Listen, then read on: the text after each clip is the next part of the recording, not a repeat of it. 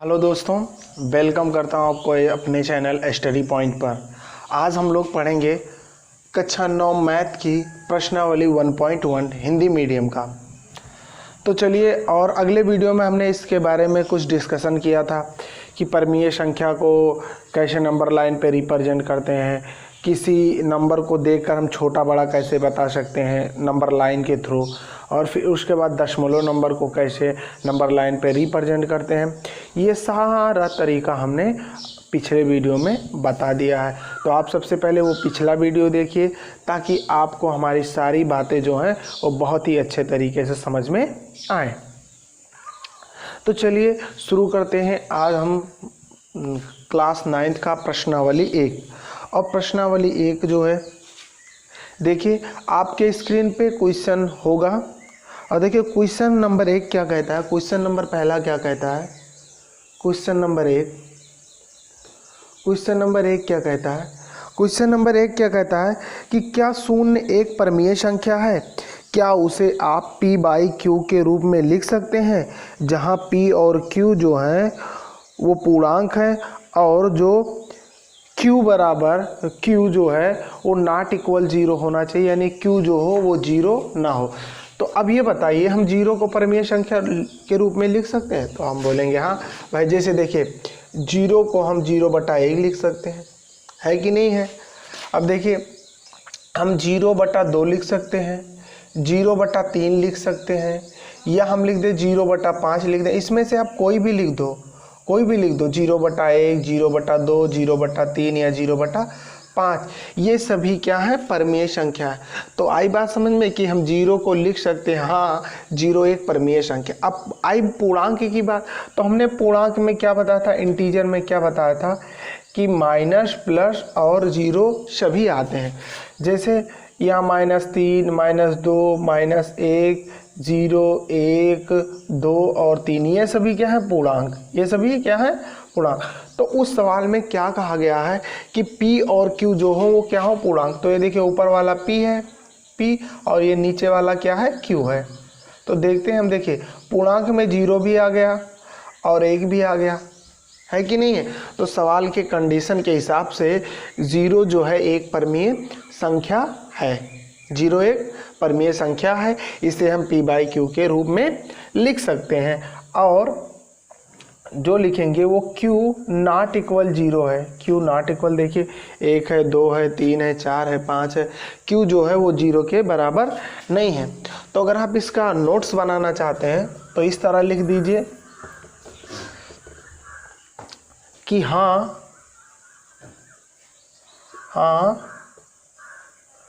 शून्य एक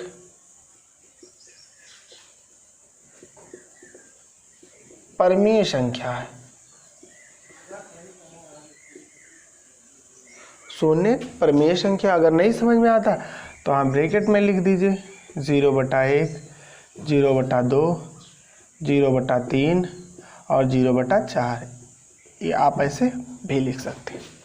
तो आई बात समझ में। आप कह सकते हैं, अगर पूछा जाए 0 क्या एक परमीय संख्या, तो आप बोलेंगे हाँ 0 एक परमीय संख्या है। हम लिख सकते हैं 0 को 0/1, 0/2, 0/3 और 0/4, ये हम लिख सकते हैं।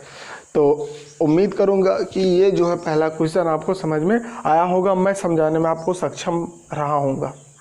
अगर नहीं समझ में आया तो आप कमेंट में ज़रूर करिएगा, हम ज़रूर आपको बताएंगे। ये हमारा व्हाट्सएप नंबर लिख लीजिए, उस पर भी व्हाट्सएप कर दीजिएगा। ये हमारा व्हाट्सएप नंबर है, आप इस पर भी व्हाट्सएप कर सकते हैं या फ़ोन कर सकते हैं। कोई भी दिक्कत हो आप पूछ सकते हैं, तुरंत कॉल करिएगा, तुरंत आपका फ़ोन उठेगा, ठीक है। तो चलिए, अब ये तो हमारा हो गया पहला क्वेश्चन कि 0 एक परमीय संख्या है या नहीं। तो आप बोलेंगे हाँ 0 एक परमीय संख्या है। चलिए अगला क्वेश्चन देखते हैं। अगला question, question number 2। Question number 2 क्या कहता है, क्वेश्चन नंबर 2 कि 3 और 4 के बीच, क्या 3 और 4 के बीच क्या निकालना है। 3 और 4 के बीच 6 परमीय संख्या। देखिए जो आपके स्क्रीन पे क्वेश्चन दिख रहा है, 6 परमीय संख्या। तो देखिए 3 और 4 के बीच कितना परमीय संख्या निकालना है, 6 परमीय संख्या निकाल। तो कल हमने परमीय संख्या कैसे निकाला जाता है वो कॉन्सेप्ट आपको बता दिया था, तो कल वाले वीडियो को आप ज़रूर देखें। जैसे देखिए अगर 6 परमीय संख्या पूछा है तो 6 में क्या जोड़ दें, 1, कितना हो गया 7। जितना भी पूछे परमीय संख्या उसमें 1 ऐड कर दें। तो मैंने 6 पूछा था, 6 में 1 जोड़ दिया, कितना हो गया 7। अब इसके नीचे हम मान लेते 1 है, इसके नीचे मान लेते 1। अब इस 7 को हम पकड़ के लाएंगे और ये देखिए ऊपर के साथ गुणा और ये नीचे के साथ गुणा, और इधर ऊपर के साथ गुणा और इधर नीचे के साथ गुणा। अब ये कितना हो जाएगा, 3 सते 21 और 7, और ये 4 सते 28 और 7। अब हमें निकालना है कितना, 6 परमीय संख्या। तो 21/7 हो जाएगा हमारा 22/7, 23/7, 24/7, 25/7, 26/7 और 27/7। देखिए 1 2 3 4 5 6, ये हमारी हो गई 6 परमीय संख्या। तो आंसर में आप ये लिख सकते हैं, ऐसा लिख के आप लिख सकते हैं कि 3 और 4 के बीच जो परमीय संख्या होगी वो हमारा 27/7, 23/7, 24/7, 25/7, 26/7 और 27/7, ये आप लिख सकते हैं। ठीक है, तो चलिए हम आगे बढ़ते हैं। ये आप लिखना चाहें तो लिख लीजिए। देखिए 3 और 4 के बीच अगर परमीय संख्या निकालनी है हमें, तो जितना पूछा है उसमें क्या करें, 1 बढ़ा दें। तो 6 पूछा था, हमने 1 बढ़ा दिया 7, और इस 7 को पकड़ के लाया हमने इस ऊपर वाले के साथ गुणा और ये नीचे वाले के साथ गुणा, ये ऊपर वाले के साथ गुणा और नीचे वाले के साथ गुणा, और फिर हो गया 21/7 और फिर आ गया 28/7। तो इसके बीच में हमें निकालना था, तो 22/7 हो जाएगा, 23/7, 24/7, 25/7, 26/7 और 27/7। तो ये हमारी हो गई 6 परमीय संख्या।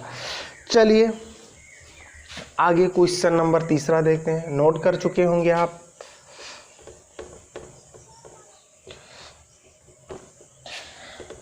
देखिए क्वेश्चन नंबर अगला क्या कहता है, बोल रहा है कि 3/5 और 4/5 कितना, बोल रहा है कि 3/5। देखिए तीसरा क्वेश्चन जो आपके स्क्रीन पे दिख रहा होगा, 3/5 और 4/5, क्या 3/5 और 4/5 के बीच कितना परमीय संख्या निकालना है, 5 परमीय संख्या। क्या बोला है, 5 परमीय संख्या। देखिए 3/5 और 4/5 के बीच 5 परमीय संख्या निकालना है। तो क्या करें आप, क्या करें, 5 पूछा है तो 1 और बढ़ा ले, 5 + 1 कितना हो गया 6।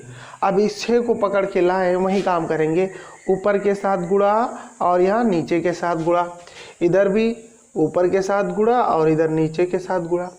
अब कर दीजिए, 6 कितना हो गया 18 और 6 पंचे 30 हो गया। फिर उसके बाद कितना हो गया, इधर 4 छक 24 और इधर हो गया 5 छक 30।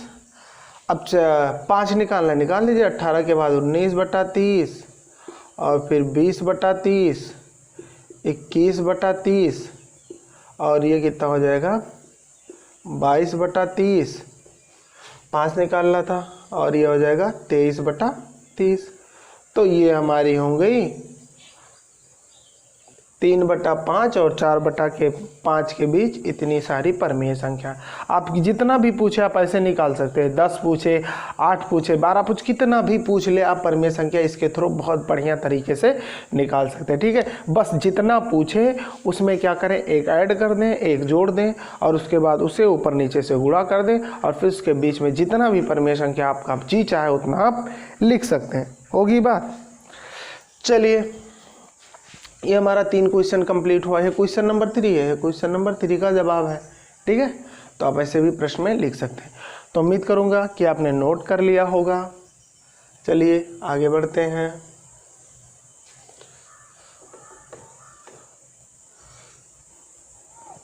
अब चलिए क्वेश्चन नंबर जो आपके स्क्रीन पे दिख रहा होगा, चौथा, बोला नीचे दिए गए कथनों में सत्य और असत्य देखना है। क्या देखना है? सत्य और असत्य देखना है, सत्य और असत्य देखना। अब देखिए पहला क्या कहता है, पहला बोल रहा है कि प्रत्येक प्राकृतिक संख्या एक पूर्ण संख्या होती है। अब हमने प्राकृतिक संख्या में बताया था, प्राकृतिक संख्या नेचुरल नंबर को किससे लिखते हैं? n से लिखते हैं, और इसे 1 2 3 4 5 डॉट डॉट डॉट। फिर उसके बाद बोला कि प्रत्येक प्राकृतिक संख्या एक पूर्ण संख्या। तो हमने पूर्ण संख्या को बारे में बताया, पूर्ण संख्या को होल नंबर कहते हैं, इसे W से लिखते हैं। आप पिछले वीडियो में देखिए, तो W से लिखेंगे तो ये क्या हो जाएगा? 0 1 2 3 4 5 और डॉट डॉट डॉट। ये हमारा नेचुरल नंबर और ये हमारा होल नंबर। अब क्या कहता है कि प्रत्येक प्राकृतिक संख्या एक पूर्ण संख्या होती है। बोल रहा है कि प्रत्येक जो प्राकृतिक संख्या होती है, प्राकृतिक संख्या वो क्या पूर्ण संख्या होगी? प्रत्येक प्राकृतिक संख्या जो है क्या एक पूर्ण संख्या होती है? तो बोलेंगे हाँ भाई होती है। देखिए 1 2 3 4 5 यहाँ भी है, यहाँ 1 2 3 4 5 यहाँ है। अब यहाँ 0 नहीं है, लेकिन ये पूरा का पूरा सेट जो है इसमें आता है कि नहीं आता है? इसमें आता है ना होल नंबर में। तो हम कहेंगे हाँ ये वाला जो हमारा पहला जवाब होगा वो सही होगा, सत्य होगा कि प्रत्येक प्राकृतिक संख्या एक पूर्ण संख्या होती है। लेकिन हम ऐसा नहीं करेंगे। अगर उल्टा पूछ लिया इसका कि बताइए क्या प्रत्येक पूर्ण संख्या एक प्राकृतिक संख्या होती है? हम कहेंगे नहीं, क्योंकि 0 को हम प्राकृतिक संख्या में ऐड नहीं कर सकते। अगर इसका उल्टा पूछता तो ये जवाब असत्य होता। चलिए अगला क्वेश्चन, दूसरा नंबर हमारा क्या कहता है? दूसरा बोलता है कि प्रत्येक पूर्णांक एक पूर्ण संख्या होती है। बोलता है प्रत्येक पूर्णांक। अब देखिए पूर्णांक के बारे में मैं बताया था। पूर्णांक में क्या होता है? जैसे -4 -3 -2 -1 0 1 2 3 4 और 5। देखिए अब बोला है कि प्रत्येक पूर्णांक एक पूर्ण संख्या होती है। अभी आपने होल नंबर के बारे में सीखा। होल नंबर क्या होता है? 0 1 2 3 4 5 डॉट डॉट डॉट। ये हमारा होल नंबर होता है। तो अब ये बताइए आप कि प्रत्येक जो पूर्णांक होगा वो क्या होल नंबर होगा? प्रत्येक पूर्णांक जो है वो होल नंबर होगा? देखिए नहीं होगा भाई। अरे यहाँ से यहाँ तक आता तो ये इधर का होता तो होल नंबर हो जाता। लेकिन अब ये माइनस चीज़ आ गई ना, माइनस चीज़, तो ये जो है हमारा प्रत्येक जो पूर्णांक है वो एक होल नंबर हो ही नहीं सकता, क्योंकि हम होल नंबर में ये माइनस वाली चीज़ को ऐड कर ही नहीं सकते। तो बात समझ में आई कि प्रत्येक जो पूर्णांक है, प्रत्येक पूर्णांक वो होल नंबर हो ही नहीं सकता। तो दूसरा हमारा क्या होगा? गलत होगा। तीसरा आप पढ़िए, उसी में लिखा होगा। तीसरा लिखा है, तीसरा नंबर लिखा है प्रत्येक परमीय संख्या एक पूर्ण संख्या होती है। प्रत्येक परमीय संख्या एक पूर्ण संख्या होती है। प्रत्येक परमीय संख्या परमीय संख्या क्या होता है? 1/2 3/4 5/2। अब ये पूछ रहा है कि प्रत्येक परमीय संख्या एक पूर्ण संख्या होती है। प्रत्येक परमीय संख्या एक पूर्ण संख्या होती है। तो पूर्ण परमीय संख्या तो ये हो गया, इसे Q से लिखते हैं, रेशनल नंबर। और ये हमारा हो गया पूर्ण संख्या। तो बताइए प्रत्येक परमीय संख्या, ये बताइए क्या हम -4/1 नहीं लिख सकते? -4/2 नहीं लिख सकते? ये भी तो परमीय संख्या है। लेकिन क्या -4 कभी पूर्ण संख्या में आता है? होल नंबर में आता है? नहीं आता। क्या हम -3/2 लिख दें तो ये परमीय संख्या नहीं? हाँ भाई है, क्योंकि ये बटे के रूप में P/Q के रूप में है। Q 0 नहीं है, तो हम कह सकते हैं कि ये जो है एक परमीय संख्या है। तो क्या बताइए -3 जो है कभी वो होल नंबर में आएगा? नहीं आएगा। तो हम बोल सकते हैं कि जो प्रत्येक परमीय संख्या होता है वो पूर्ण संख्या नहीं हो सकता, प्रत्येक नहीं होगा। ठीक है, तो ये भी हमारा दूसरा गलत हो गया। तो ये रहा आज का हमारा सेशन, और आज हमने कक्षा 9 के मैथ का 1.1 से पूरा कंप्लीट कर लिया है। आप इसे रिवीजन करिएगा। रिक्वेस्ट है कि आप इसे रिवीजन करिएगा।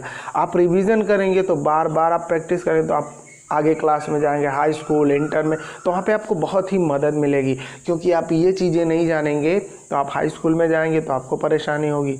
तो इसीलिए मैं कहता हूँ कि आप रिवीजन करिए और नोट्स ज़रूर बनाइए, ठीक है, और रेगुलरिटी अपने अंदर बनाए कि मुझे डेली पढ़ना है तो पढ़ना है, तो ठीक है। और हमारा डेली क्लास रहता है और आपको डेली नोटिफिकेशन मिलता रहेगा। तो इसके लिए हमारे चैनल को भी आप लाइक और सब्सक्राइब कर सकते हैं अगर आपको फ़ायदा दिख रहा है तो, ठीक है। तो चलिए फिर हम अगले वीडियो में मिलते हैं, तब तक के लिए जय हिंद, जय भारत।